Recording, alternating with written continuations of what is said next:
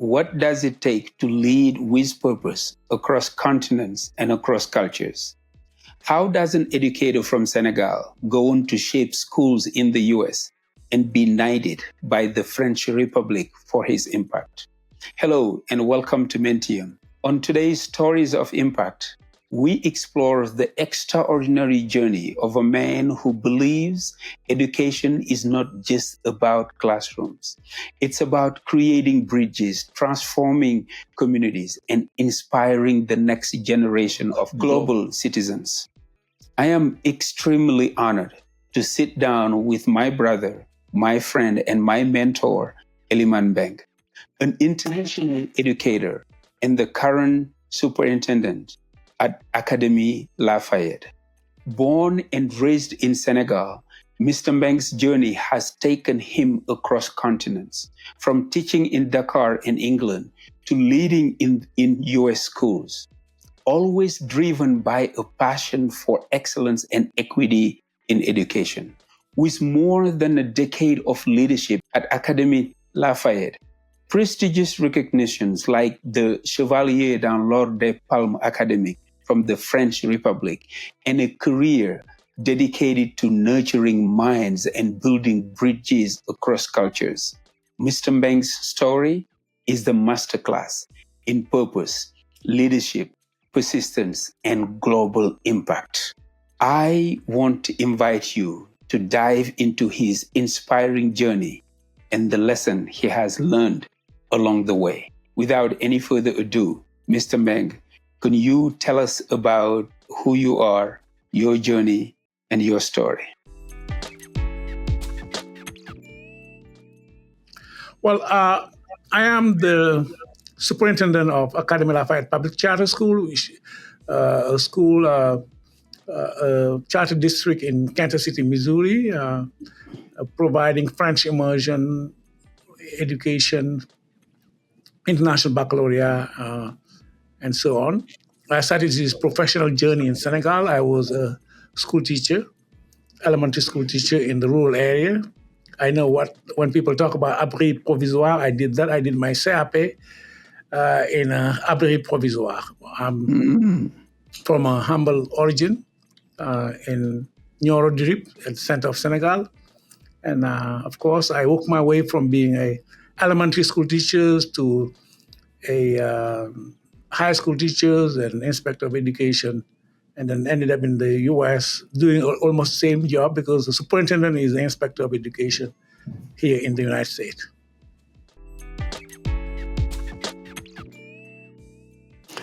Elimane, I know when I ask somebody to tell us about their journey, their roots, I really want them to dig deeper. What is it in your upbringing that made you who you are today?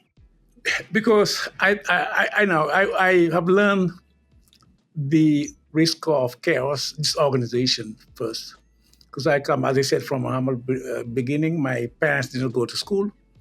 However, we have the value, real values, family values of integrity and honesty and hard work. And also believe in yourself. Because my dad always had trust in me and thinking that whatever I will be, he always thought that, and my mom too, that I should be doing fine, and then told me that, as you know, I'm a jump. So to delineate your zone, the jump, as I said, what you know you will not do. So I started my elementary, as I said, schooling in Senegal, in Nioro Dirip. And I realized, of course, I had some freedom, but as I told you, our, my parents had some trust in me and then expected me to carry on those values anywhere I am. So, Are you and the elder in your family? When you say my yeah, parents trusted me, yeah, I have an older brother, as you know, a brother, of course. I mean, older sister, of course, a couple of older sisters and brothers and sisters, of course. And we grew up together in a really family grounded environment where we have family values and working together, sharing things together, and understanding the value of helping each other too. So, yes, I have I would say three brothers and three sisters. I'm in the Okay. middle. Now, can you walk me through your journey at Sheikh Anta Diop University? I know when you came there, you were what they called NE. Can you talk to me a little Yes. bit about that? As I told you, when I got my high school degree, what's called baccalaureate, I chose to study law first. I went to the law department. I spent 1 year there. I was brilliant because I passed the first year in June, as we said. But the same year, I decided to pass the exam to become a teacher, elementary school teacher. But because, believe it or not, it has been a dream of mine to become a teacher. My friend at the law department thought I was crazy. Why would you leave? I mean, the first year you pass in June, you had what's called bourse entière, a full scholarship. At the time was 26,400, and everything. I decided to drop it and go and become a elementary school teacher because it was really my dream. And I told you, people told me that you lack ambitions, and that's what they said. Little did they know that it's not about that. I'm going to work my way back anyway. So I went there. I was sent to Seju in the Department of Seju in the what we call Balantakunda in a rural area, small village, Mm. three classrooms. I had my CAP there in an abri provisoire. And then after that, I started studying and decided that I'm going to do English because in high school, I was pretty good in English.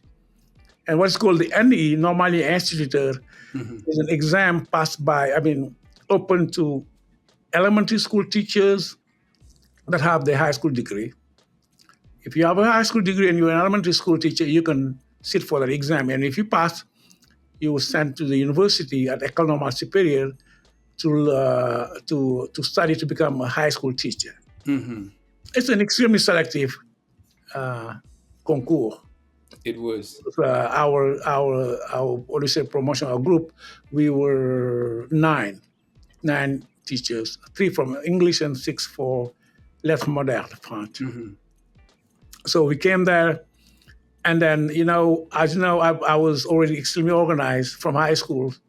When I was in high school, extremely organized. I had my personal schedule, and I know what day I'm going to work, what day I'm going to go and see my friends. And if you're my friend and you come and see me on, let's say Sunday or Saturday, I'm planning to study. I mean, Mhm. I'm not going to work. It's not going to work. Extremely organized, and then it Yes. helped me. It really helped me.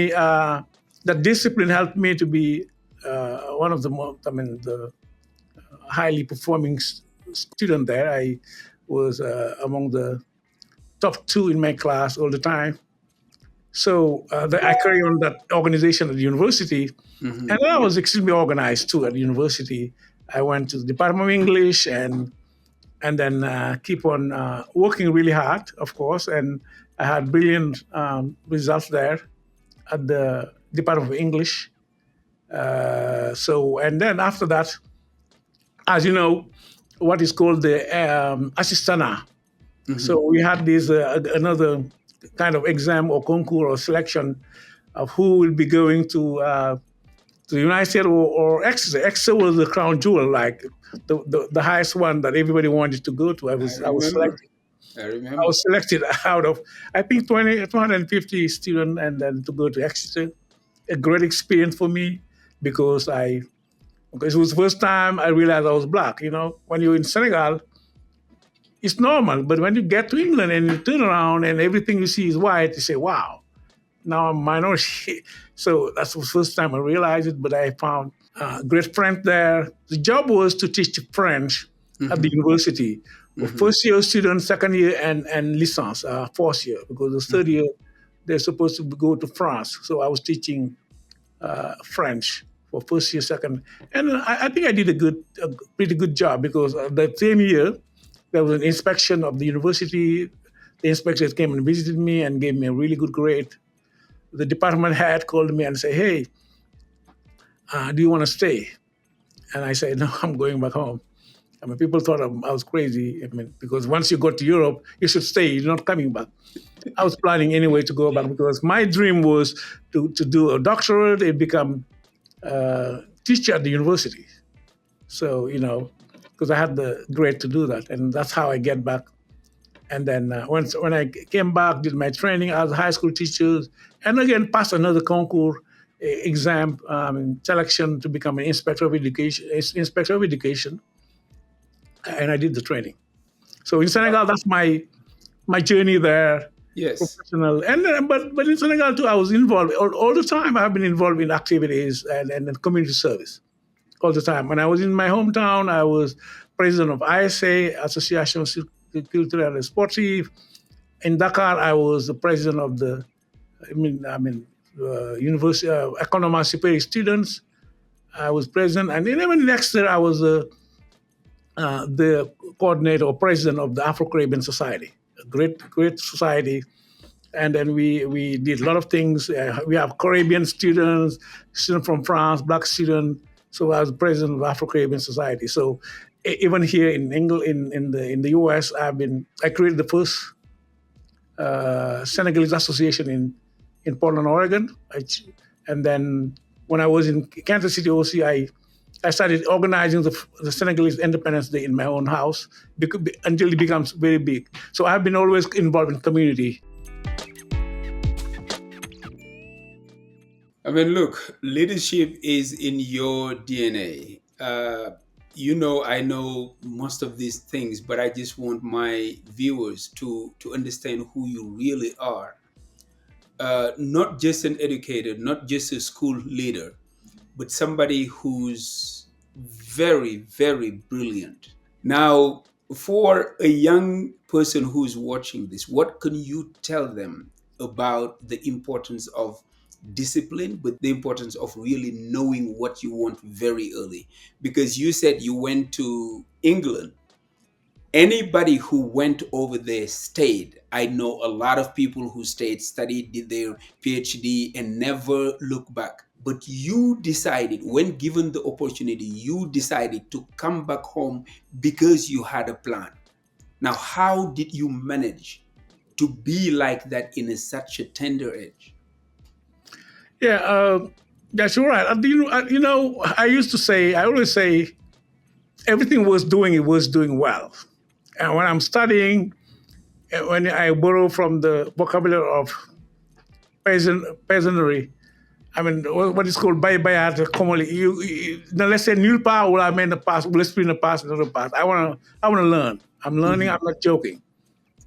And I think it's effort and discipline, self-discipline, self-efficacy, and then believing in your own capacity. Everybody is born with capacity, potential, and it's about believing and exploiting it and moving forward. That's what I did in high school. That's what I did when I was. All these exams I passed were extremely selective, and I attribute it to hard work, discipline, and then believing in where you're going, have the faith in yourself.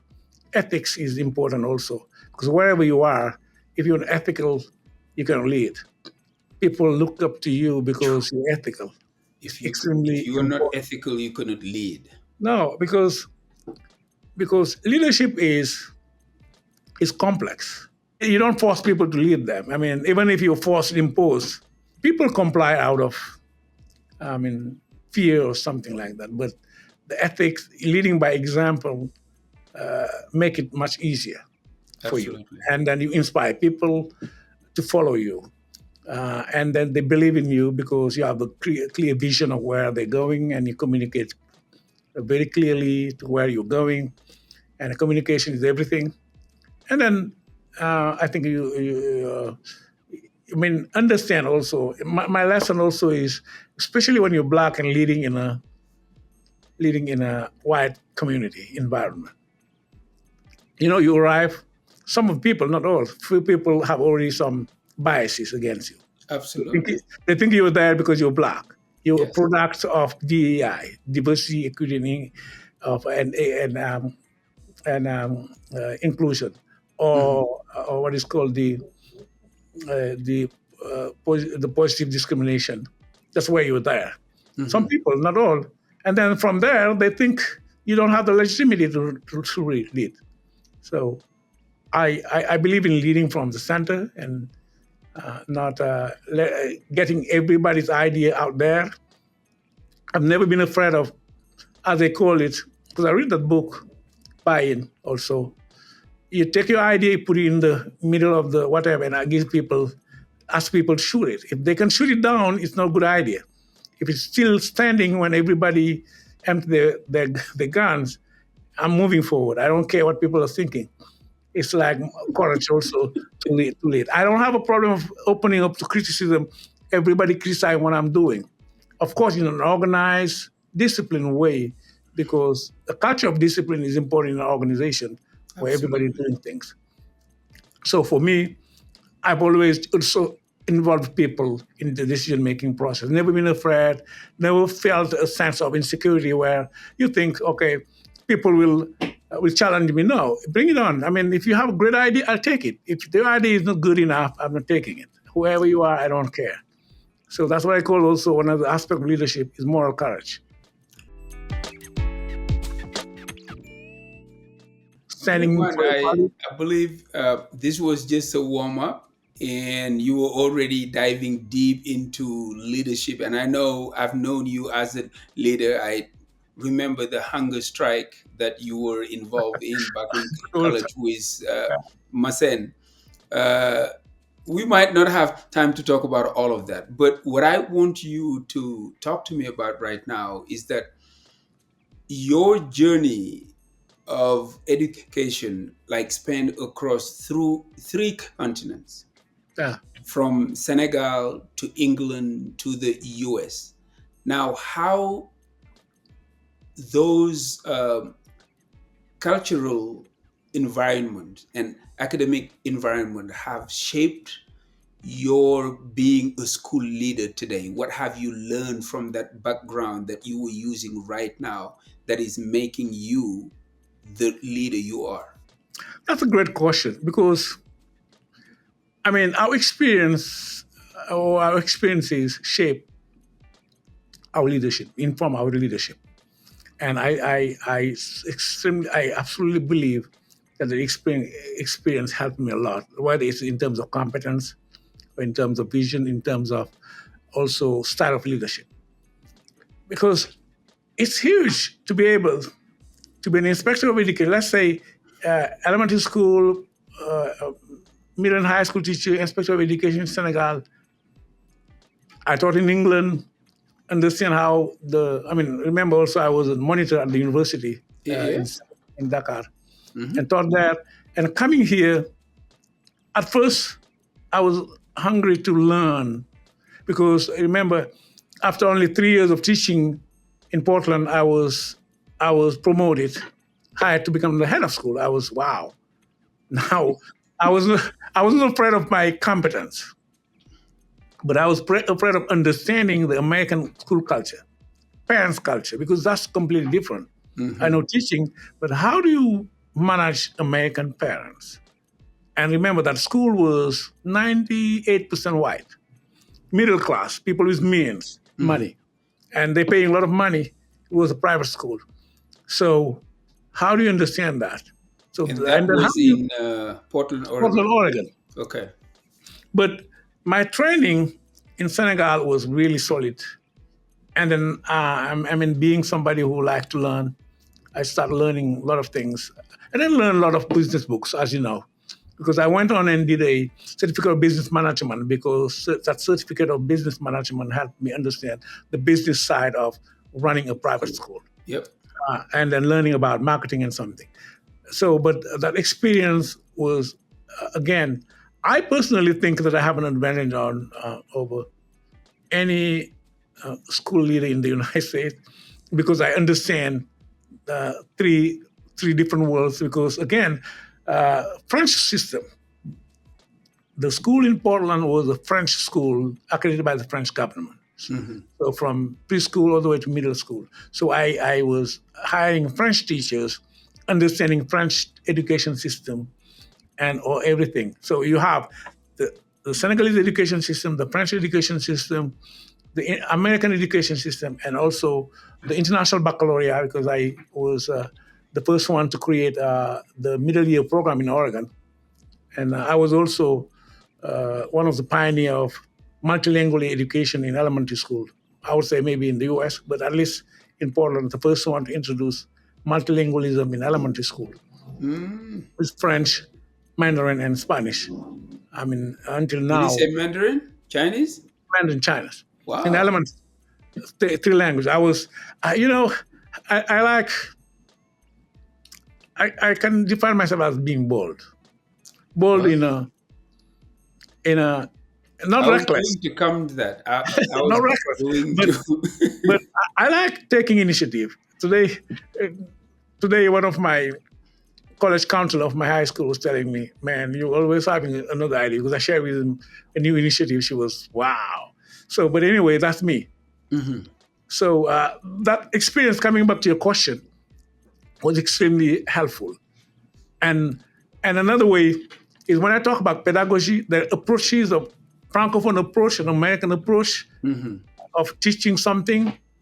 When I talk Yes. about mathematics, I'm telling all my teachers, just to give an example, Yes.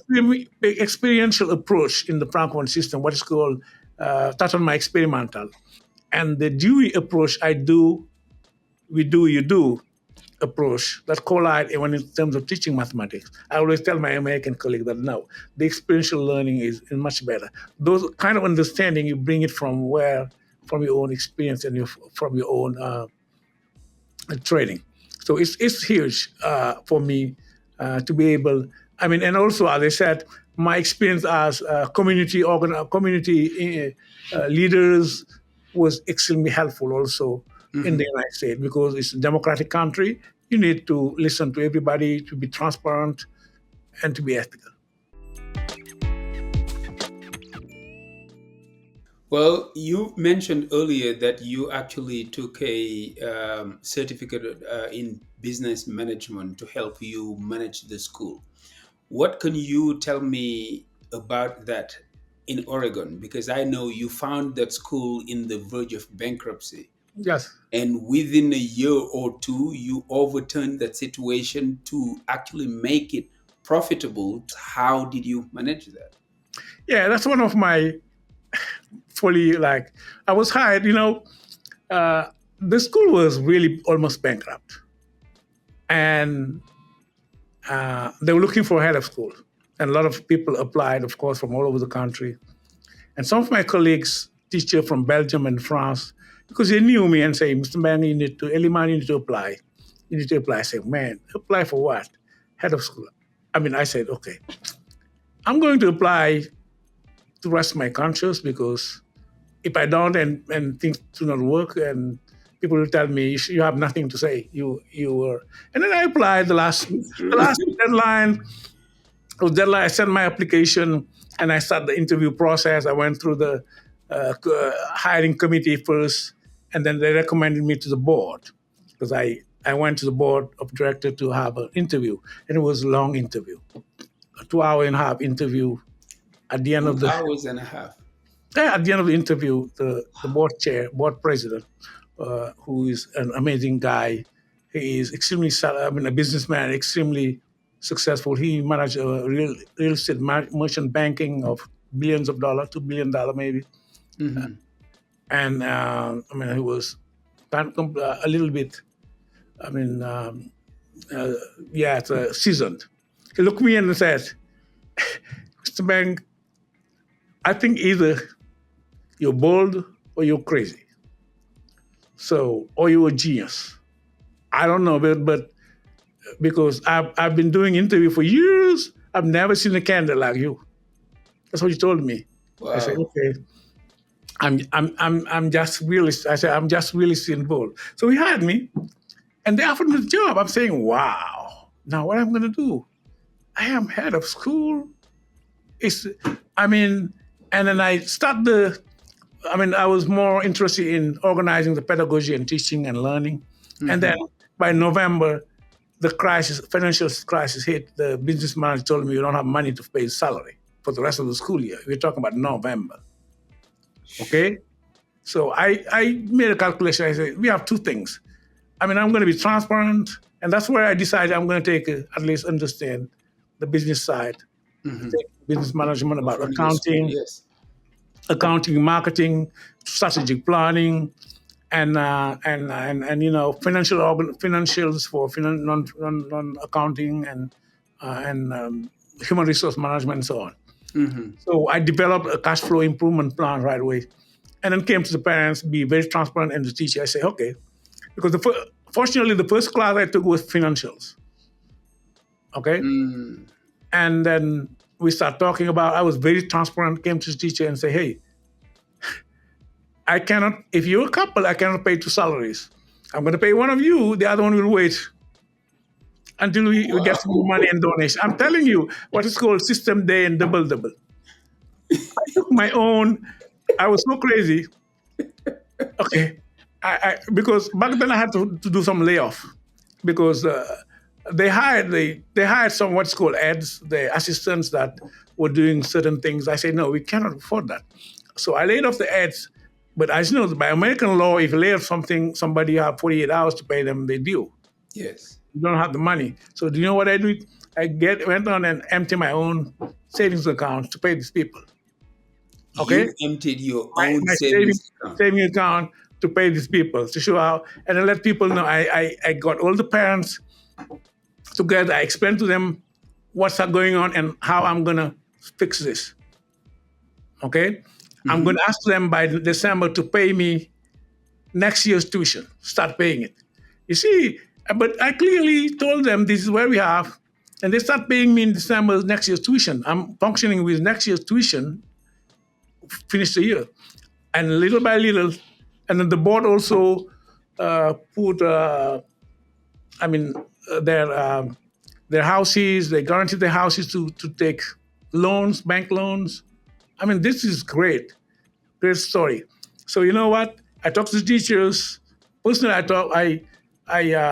was not able to have all my salaries, and in a couple of months, the parents agreed. Nobody left, and and the teachers I froze the salaries, and then little by little, I mean, the enrollment increase, cut the thing, and I follow my cash flow improvement, and in 2 3 years, I get back to where I wanted to be.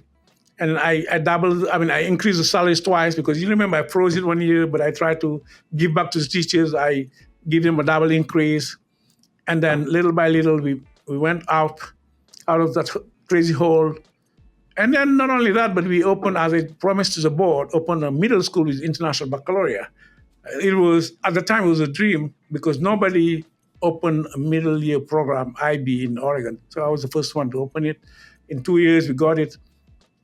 And then it was just, and sometimes the board member, the board chair, a few years later, look at me and say, "You're just a genius." I say, "Well, no, it's just a pace and hard work. I mean, the pace, hard work, and transparency, and people followed that." So that's my story of. And you know what? The school did not have a website. I called our friend Dari from Senegal. Yes. Dari, because part of marketing, we needed a website for people to find us. You're talking Because about 2003, absolutely. okay? And I told 2003. Larry, I say, hey, I need a website. I don't have money. Find me a guy who knows how to build a website there. You find me a guy. I pay him for my own money. I think I pay him 300,000 CFA franc. He built me a website, sent it to me with Dreamweaver, and I learned about Dreamweaver myself and put the website together. And I became the maintenance guy, and that's how I learned to build a website from scratch, Dreamweaver, and maintain. I built a few more websites from there, and then build a donation button, fundraising, and those kind of things. So until now, our dear friend I told me about that craziness, how you call Senegal to get a cheap website and put it there. But anyway, it was a great story, and yeah. What I'm taking from this is something you mentioned earlier, that leading by example. I truly believe that you were able to get those teachers on board because you led by example. You took your own money Yeah. to pay certain people, took your own money to put in the school. Well, if you're asking them to put time and wait for a better future, no wonder they accept it. Yeah. But Beng, with all of that great work that you did in Oregon, how did you end up in Kansas City and at Lafayette academy? Well, in Portland, we had a huge vision because the vision was to create a high school after that because our school was really going really well. People are coming and so on. And finally, a group of teachers started want to be a union. I'm saying, okay, union for what? Because private schools in the U.S. do not have unions. And I felt a little bit that it was a backstabbing because I was the guy. You can ask any teachers anywhere. My teachers in Portland and even here now, that's what I do. Whatever you ask for in terms of resources, I give it to you. There's no limit. Okay? And I started even giving personal budget to teachers over there. As I told you, I increased salary a couple of times. But some teachers didn't want accountability because I am not here to be a nice guy. I have a work to finish and accountability. That's how they started it. Mm-hmm. And it created a huge crisis. And then the board asked me to resign. I was just shocked. I said, okay, I'm moving forward. So they paid me a lot of money. It was how do you call it, a severance package. Severance package, yes. Severance package. I say, okay, but I'm going to tell you something. I told them if I leave, the school will collapse because parents will leave and you'll get back to the situation you were before. People did not believe me. I mean, we can find online what I told them. They thought I was something. I said, it's fine. And then I left and was hired the same year. I did not even have 2 months out of unemployment. I was right away hired by another school to be assistant director. And then what happened was, I would say 40% of the parents left. It was shocking, really, really shocking. People never saw things like that. So I moved forward and was hired by the first charter school to be assistant director for 1 year. And the next year, I have this opportunity to come in Kansas City to lead a charter school, a bigger one in French. So I applied and I was interviewed. The board chair came to Portland to interview me. I was flown here. I flew to Kansas City. They interviewed me. I went through all kind of interview, teachers, board members, parents, and then they decided that I was the best candidate. That's how they hired me and offered me the job. It was 13 years ago. Mm-hmm. So back then, I thought I would never stay anywhere more than 6 years. For me, 2 contracts of 3 years, I'm gone. Go somewhere else. Because that's where you make more money because you sell yourself more and move forward. But when I was hired here, I had a lot of things to do. The board wanted me to create a high school. It's like the vision I had in Portland. That's what was occurring here. I started another middle year program, International Baccalaureate. Create a high school. And high school graduate is a student last year, and then doing very well. It's ranked number 3 in Missouri in terms of APR, Annual Performance Report. Mm-hmm. And that's another lesson also is having faith, because when we started the high school, I produced a plan, expansion plan, and I submitted to the board. The board said it's really great, but you need to raise $7 million. Okay? With that. For $7 million. I presented to the parents. They said, that's a great plan, but where are you going to find in 2 years $7 million? I say, what I want you to do, just approve it. The board approve it pending, condition that we have the funding and so on. Mm-hmm. Yes. So I start approaching foundations for fundings. Yes. There is one foundation that is really the guru of funding in Kansas City, School Smart Casey, and I worked with them. They rejected me a few times, and I came back because my idea was I am going to create a plan, expansion plan, so good that it will be hard for a foundation to say no and go and sleep. Because I know what people needed. I'm going to educate more low-income, disadvantaged kids, making an effort of outreach. So after being rejected a few times by the philanthropy organization, our last meeting, the guy called me, the executive director, we met, and he told me, "Mr. Man, you're just like the Terminator. You never abandon." And then now he gave me $3 million. He gave me $3 million. Next thing One is, foundation gave you $3 million. yeah, twice, 1.5 million. Okay. And then another gave me 750 million, 50,000. Another gave me 400,000. The federal government, I raised $1.3 million. And then the next thing you know, we bought a building, moved things. I mean, it's amazing. I mean, I look at it, I said, in leadership, by the way, you cannot wait until the the path is completely clear. There's always some common declarative field. Absolutely. There's Absolutely. always a lot of uncertainty. And if you cannot navigate the uncertainty with your face, uh, putting your eyes on the objective, the target, and navigating that, you will not move forward. And that's what I let people know. We move forward. We've done it over and over again, in such a way that, I mean, I can give many examples, but I know it's important to have that to understand that there's uncertainty that you need to navigate. Meng, something that I understand is that you took that school from an elementary school. There was only one building, Yes, and now you are up to how many? we have four schools now. It was when I arrived, it was one building, and they were renting a church, and then we bought a new building my first year there. We moved to another building, and then now we have two elementary school, one middle, and one high school. So we doubled the enrollment, and as I said, it is the largest French immersion program in the country now. And it's an interesting. I mean, Academy Lafayette is an icon in the city in terms of education. It's the highest, the third highest performing district in the state out of 550. We have 550 school district. We have the third highest annual performance report as a district. Our high school has the third highest APR of high school, 500 high school.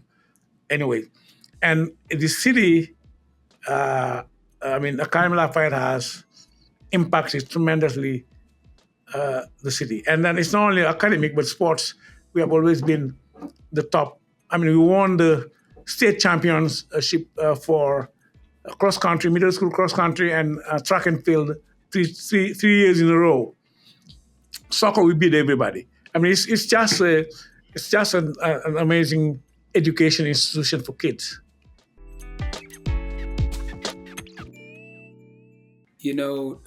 As you already know, this season for the Mentium podcast is Stories of Impact. So I'm glad you mentioned impact there, but I want to come talk to you about something else before we dive into that. Earlier, you summarized a lesson in leadership where you say, it's not all about seeing the whole path before you go. So it reminds me of us saying that it's like going up in a staircase at night where you can't see the whole staircase, but you Yes. got to take one step at a time in order to move forward. Yeah. But Eliman, given your training in Senegal to become an inspector of education, and then ended up to being recognized in France. I think it was like Knight of Academia or something. Like, what values really did you hold on to get such a distinction? So, can you tell me a little bit about that and what it entails? The French consul, the Consul General de France in Chicago, came to Kansas City to give me the award Chevalier dans l'Ordre des Palmes Académiques, which And is how big is that? it's a big deal, of course. It's a big deal. Second, bon, it's the French recognition of my work in being, I mean, the biggest French school. And I mean, think about it. It's the best school in town, and it helped develop the French language. We send kids in France. We have kids, American kids who go to France for university. I have a kid this year who went to China for university because he did Mandarin here in high school, and now he's doing his high school, his university in Mandarin. So I was also awarded last year, I think, the icon of education by a magazine, By by what? by another magazine, by the Ingram's magazine. It's the Ingrams. business Okay. magazine. Okay. It's a business magazine in Kansas and Missouri. Hmm. So I was chosen among six others to be icon of education. But in Paris, that's what it is. We have a good relationship with the French government because they know that, of course, I mean, we have a lot of French teachers. One of the particularity of our school is we have teachers from all over the world, all over the Francophone world, all over the world. I'll say Mexico, I mean China, India, everywhere. I think it's one of the, if not the most diverse school in the world. It's amazing. Well, now, can you talk to me about challenges? Because I know leadership in education is already very, very complex because you have to navigate a lot of grounds like teachers, parents, like school boards. How have you really managed to go through all those challenges and still standing strong? Well, when I was hired to be first head of school, now I'm superintendent, I told the board, some people thought it was crazy, but no, it was not. Before they hired me, I said, okay, if you hire me, I'm in charge of management, you were in charge of governance. I don't want to be micromanaged. If I don't perform, you can fire me and hire somebody else. But you can give me a bus, drive it to St. Louis, and tell me which corner I need to turn right, turn left, where I need to stop. What you need is the bus and its passengers should be arriving to St. Louis safe on time with the money you gave me, with the gas you gave me. Where Yes. I'm gonna stop, have a rest, and the speed I'm driving. I mean, of course, I need to follow the law. Obey the law. When I say Yes. follow, obey the law, is follow the board policy. Yes. And then they hired me That's a because great analogy. because the important thing you need to know also is prior to me, my predecessor would last only 3 years in this position because Mm. it's extremely complex. And you've been there for how long now? 13. So 13. three 13. years, 3 years you're gone because you caught into the middle of politics. You Hmm. have the board here, you have parents who want to dictate their will, you have teachers who manipulate things, and you have board members who report to parents, and everybody will go around you and go to the board. And then the next thing you know, you have no authority. That's what I told people, you can't do that. So, and that's, if you know the politics of school district, public school district in the United States, it's already Hmm. that. People will run for office because run for board just for one agenda to fire the superintendent or to do something. It's just crazy. But my first few years was a lot of challenges because I came with changes I needed to do, and people will go to the board. But I had a good relationship with my board members. I have every Monday morning or every week we have a breakfast. Hmm. We have a breakfast until today. I have weekly meeting with my board president. I'll tell him or her whatever is going on. She will tell me or he will tell me what's their worries. We are always on the same length. It's the principle of no surprise. The If principle of there's no no surprise. surprise, if there's something happening, I want to inform my board chair right away. I don't want him to learn it from the press or from the media, from Hmm. somebody else. Whether it's good or bad, they need to know it. You have to be candid. You have to be candid and to build that trust. Because if you don't build that trust with your board, they'll fire you. I mean, because they're politics all the time. And then, and then I'm extremely transparent. I share all data and then let people know where we need to improve. And as I said, I've had a lot of challenges with teachers who thought I'm not smart enough to run the school, maybe. Or I have my education from Africa, it will not count. But you know what? Number one, if you're black, maybe whether you're black or no, but never show anger or overreact, especially in public. Keep your cool. Sometimes you go to a meeting and somebody lack your respect. I always keep cool, smile, and I don't have that many more.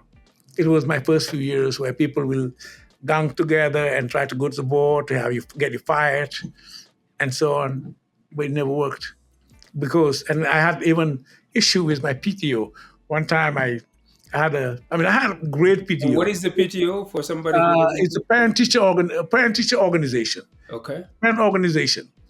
I mean, we work together. I try to, build a real great relationship to Hmm. parents because our parents here are very, very involved. They are.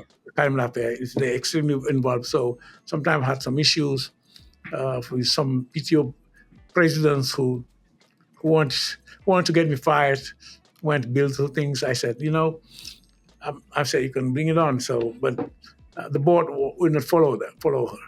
So I ended up now I have a great PTO for the first few years, and then even before, great peer parent, extremely supportive, extremely helpful. I mean, we just passed the bond, a 4.7, $470 million bond in Kansas City, and our community has been extremely instrumental because our parents they can shake the city, they're amazing. So you need to respect them. Absolutely. Leading is, if I was to define it, also is caring. You have to care for your kids, for your students. You have to care for your teachers. Be there to support them, to listen to them, and to deal with toxicity. You have to care for your parents, listen to them, and make your board look good. The board look good when results are great and things are great. And I think my board is very proud at this moment. So I think.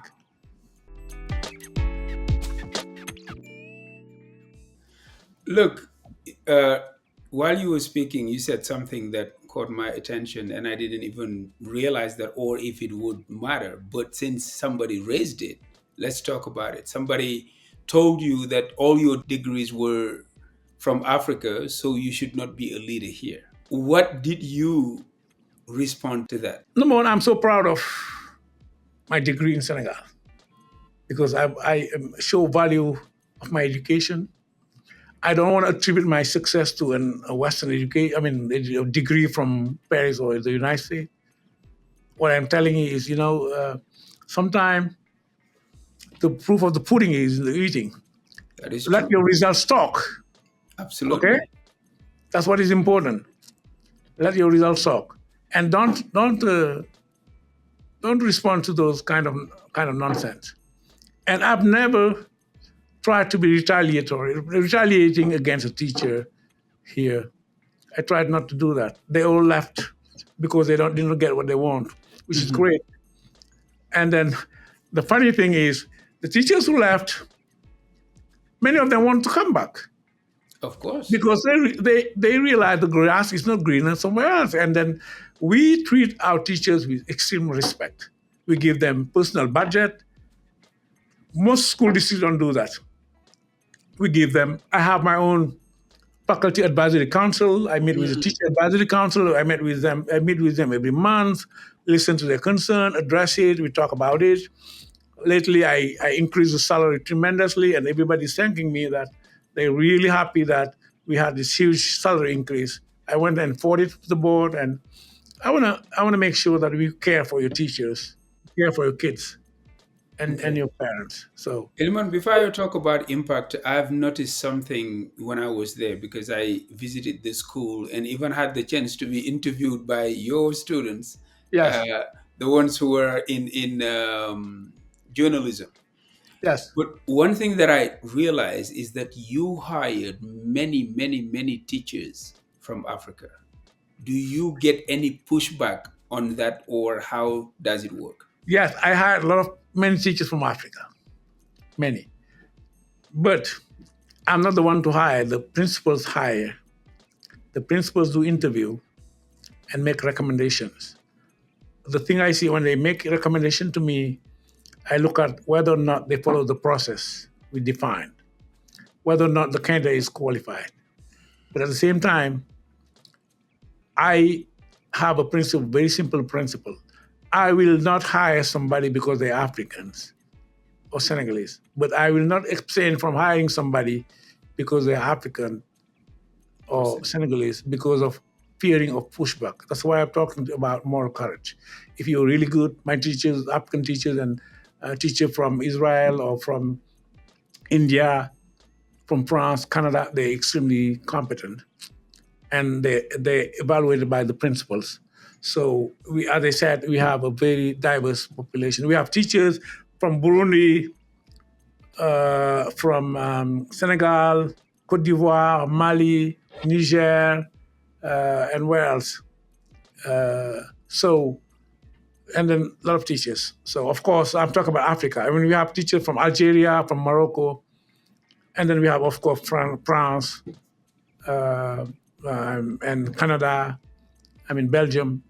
So what I'm saying is, I hire people based on their competence, not the origin. Okay, if they're competent, they're competent, Yes, and it's illegal in the U.S. anyway to discriminate for national origin, it is. okay, or gender, or I mean ethnicity, or disability, or religion. So what I make sure that the process, my principals who hire teachers follow the process, and then the candidate is competent, Hmm. has what is needed. So Hmm. then I deal with the visa parts, Oh, with the lawyers. I deal with visa parts, and then and the lawyers make sure they're here.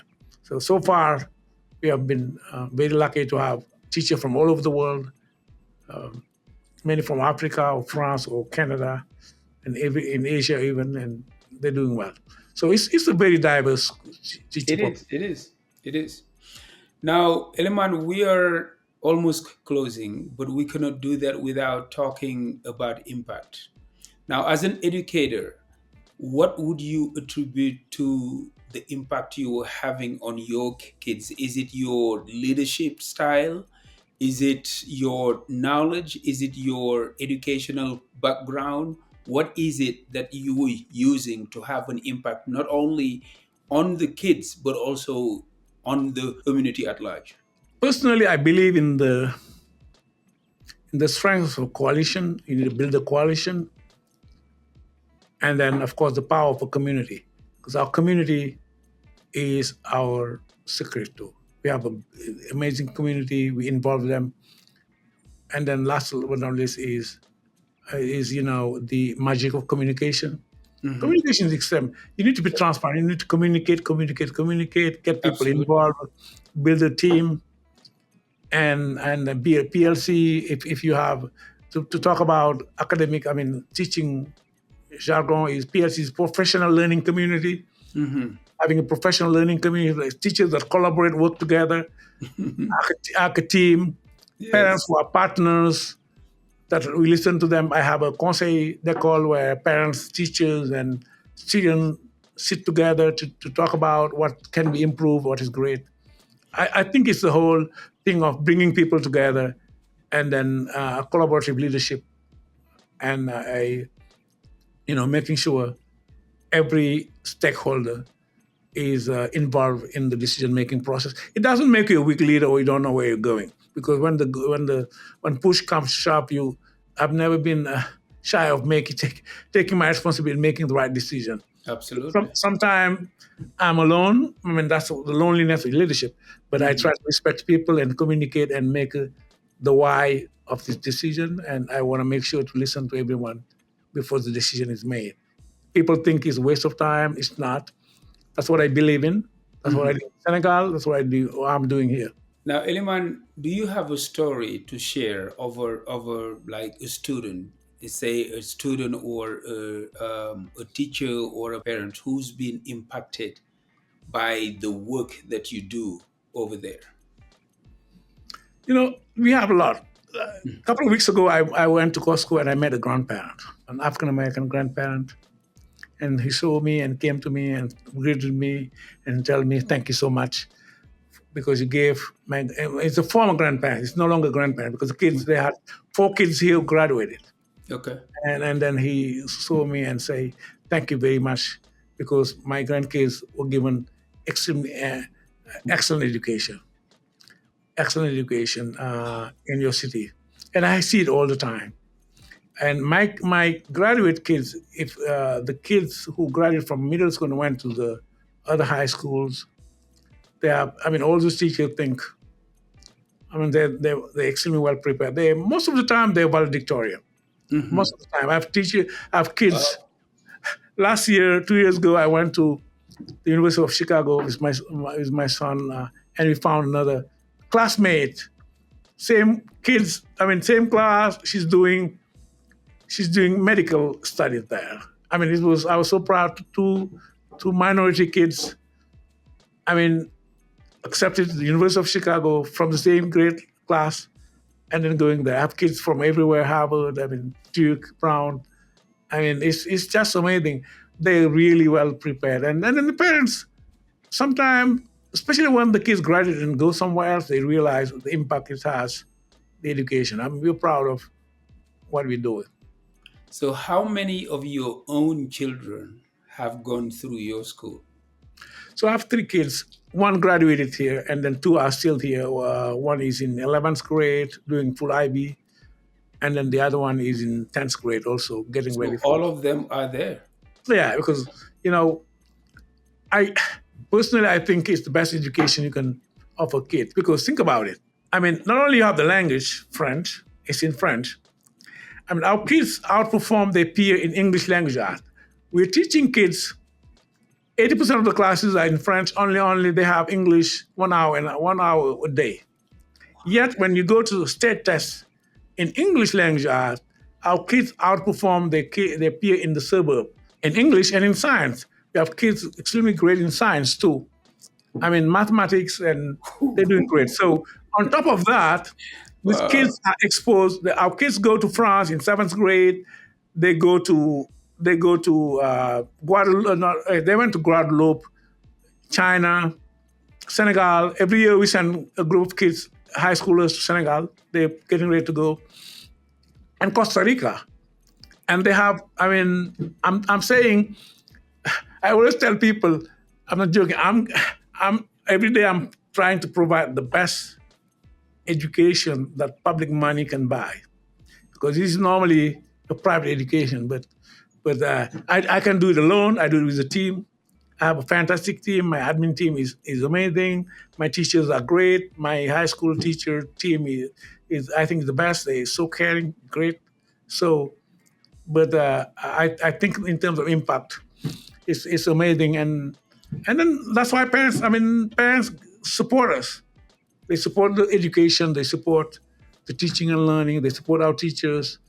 I mean, I'll tell you something. One day I had a teacher who was stuck in Senegal. I mean, it's something I did it one time. I want to do it again. Because only those things you do it only one time. Mhm.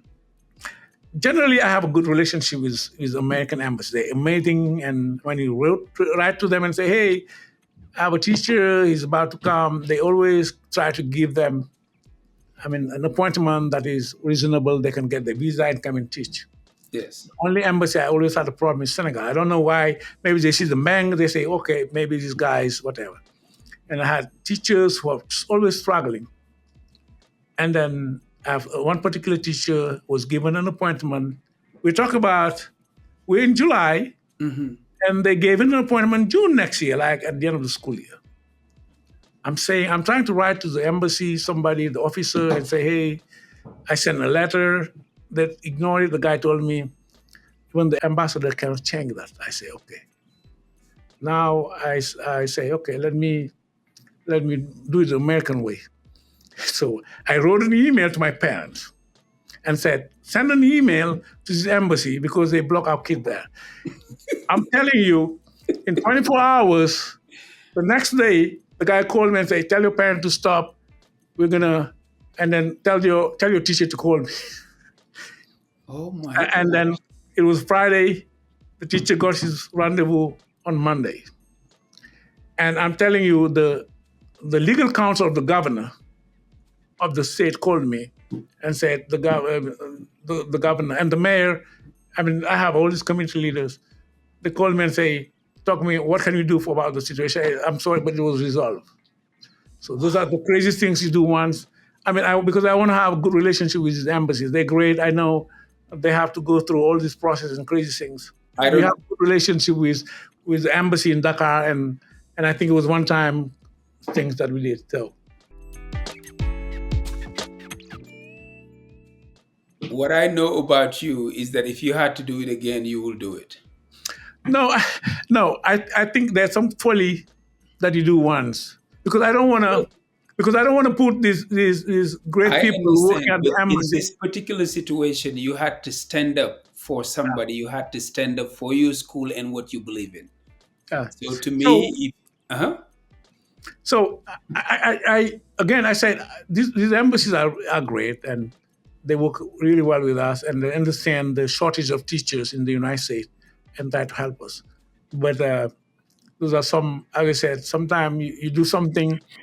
And again, I don't want to put anybody in this kind of situation and then Mhm. abuse parents things, but that's the kind of parents we have. When I talked about the bond passing it, they got organized, shake the city, and then the bond passed with 85%, which is Okay. Kansas City did not had not passed a bond for the last almost 55 And years. what is the bond? A bond is an authorization to borrow money, and then the city will pay it. Meaning, parents will vote and say yes or no.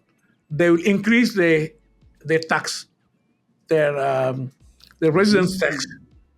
They will increase it by $200 a year or $300 a year for 20 years to pay for the loan of $470 million. The parents have to vote it. The citizens have to vote that, and Okay. then they voted to agree to increase it so that you can go and get the money. They'll pay for it. That's what is the bond here. Okay. So the city had not voted for a bond for, I would say, almost 60 years. Okay. But this one was very successful because you cannot pass a bond less than, you need at least 57% of the vote. We got Mhm. 85% of the vote. And I think, as I say, that's the kind of parents we have, amazing and Wow. involved Wow. and good. Yeah. Now, Eliman, for young immigrants or educators who are listening to this podcast, what advice would you give them about staying like deeply rooted in their own culture while striving for global excellence? Be yourself, number one. Don't be somebody else. I mean, you're great. I mean, Authenticity. you are yourself, and then there's so, we don't realize it, but there's so many. I mean, Senegalese value, African values, that if you follow them, it will it will take you wherever you want. Like what? Can Like you jump, name a few? jump, Jump. How jump, would you define jump in English? jump. To be ethical, and you need to work hard. Hmm. Ethics and work hard. Hmm. Okay. When I say to people, delimitate your zone of jom, Hmm. is things that you jom nga def ko, manam you would Yes. not do it. Yes. They stay That's away your from red what line. That's your red that's line. your You red don't line. cross it. That Yes. I'm not, you're going to work hard and you have a red line. You Absolutely. work hard, you have jump, you work really hard, and you're ethical. If you do that and you have faith, believe in yourself, I mean, you can go wherever you want. I think so. Everybody, I mean, Africans, when you get here, you have the potential to be extremely successful if you follow your values and respect the law of the country, respect their tradition, and don't try to look down on people on something like that. Okay. Americans are amazing people, amazing El- people. Eliman, this next question, I think I will ask it for my viewers in Senegal. Okay. People back home are asking us, what can we do with our experience here? What can we do to give back to the country that nurtured us, that educated us, that did everything for us to be here now? Especially you as a global educator, somebody who's very successful in your field. What are your thoughts about ways of giving back to your country? Well, that's a very good question, and I'm sure that every one of us is thinking about how can I give back. So personally, I try to fund. I mean, there's an organization in my hometown, and every year I try to fund them for the fourniture scolaire students, books and cahiers and books. I try to fund them and give them, and then, but it's not enough. My dream is sharing my experience. Unfortunately, it's not very easy. In 2016, I went to Senegal. I went to the Ministry of Education and I said, hey, I really want to share with you experience I have for free. I mean, it was hard even to meet the minister, the director. I mean, I was there. Nobody wants to meet with me. I'm saying, okay. So you wanted to share your experience for And for free. free, I mean, and no, but Okay. so I'm also political. I'm part of the PASTEF party for years. I'm part of the educators commission, and I worked on the plan, education plan since 2022.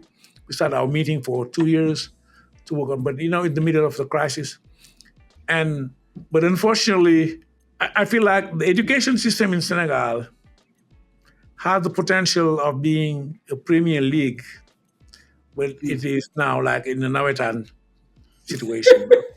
That's how I see it. Because, because it's unfortunate.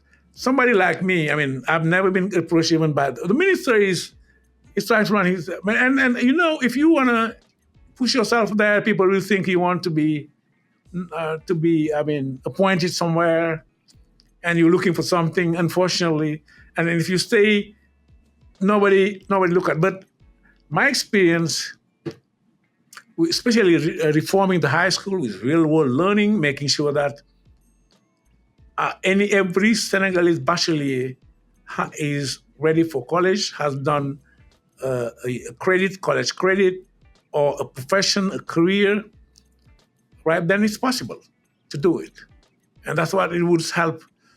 It would help for with entrepreneurship, with job embedded learning, with internship, with clients requested project for high school.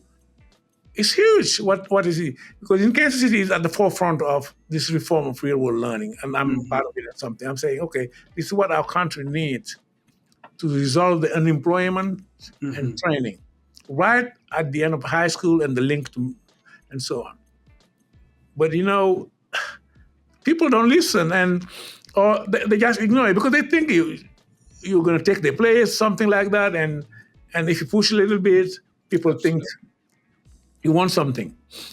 But I think it's a waste if I don't share what I have because there's no to have another Senegalese to go through what I grow would be hard. To get an institute, professor, inspector in Senegal, and an inspector in the US, and understanding all these things going on, IB, and all this wealth of information and practical knowledge that you're ready to share.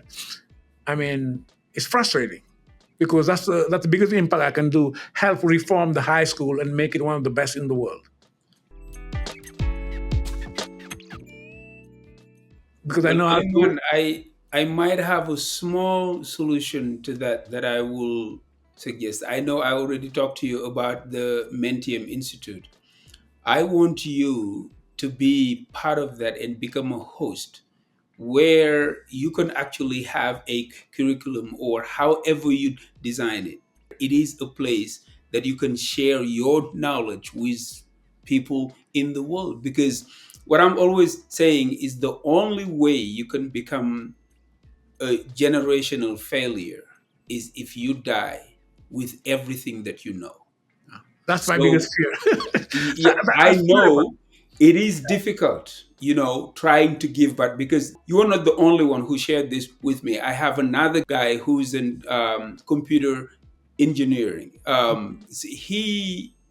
think he built a system for their civil servants like extrait and naissance, all those stuff. So he went to Senegal to offer it to the government, and they were not even willing to meet with him. Now he patented it, and some other countries in Africa are using it. Of So course. for us not to fall into that trap, let's try to do something about it. I want to invite you on the platform. I will show it to you, and we'll craft a plan to do Well, something about this. well, thank you for the invitation. As you know, I think I shared with you that I had some plan to do some podcasts and share. share things. I told you about it, and for a long Yeah. time, but I never find the time to do it because I'm caught into different things. But that's my biggest fear. I mean, of course, writing a book, putting things, and then sharing uh, in social network and a platform where people can listen to what your experience. I mean, 23 years of school leadership. I mean, and all this experience I have, and people I met, and how to reform education system, teaching and learning, When and you say when leadership. you say 23 years, you were only counting the time that you did it here in the Yeah, US. yes, here as But a in school leader. Senegal, you were an inspector of education. You were Yeah, not yes, counting that. in the U.S. and then Yes. working in the French system, working in the international baccalaureate because I did all the training to become international baccalaureate coordinator and Mhm. head of school, and the American education system, the charter school system that is the school of choice. So there's so many things that we can share with the world, whether it's a book or a podcast or a talk. I mean, Wow. inviting people to discuss things and learning from other people too. It's something that has been my dream of sharing that knowledge because otherwise it will be terrible. I will invite you on the and give you the platform to just do that. I know you have some other things you need to attend to. So let me ask you my final question. Mr. Mbeng, if you had one more hour during the day, what would you use it for? Reading, reading or playing with my kids, my family. That would be 30-minute reading, 30-minute my family. That's what I would do. Wow, Because family is, the more you realize, very important. it And is. reading is important. My family and reading. Of course, you Muslim families, our family is important. So I if mean, I hear and, well, feeding your mind and being there for your yeah, family. for family. What a Yes. beautiful way to land this plan. Mr. Mbang, thank you so much for taking the time to speak with us. What an incredible journey. One that reminds us that leadership is not bound by geography and that true impact transcends borders. Elimane's story challenges us to think bigger, lead with vision, and never lose sight of the power of education to transform lives. Whether you are an educator, a leader, or someone striving to make a difference, his path is a powerful reminder that excellence begins with purpose. Thank you for joining us for another episode of Stories of Impact. And if today's conversation inspired you, be sure to subscribe, share it with someone who needs to hear, and leaves us a review. Until next time, keep showing up, keep leading with heart, and keep creating your own story of impact. Now, if you know anybody whose story needs to be heard, please put them in touch with me. I am Majama, and this is Mentium. Peace.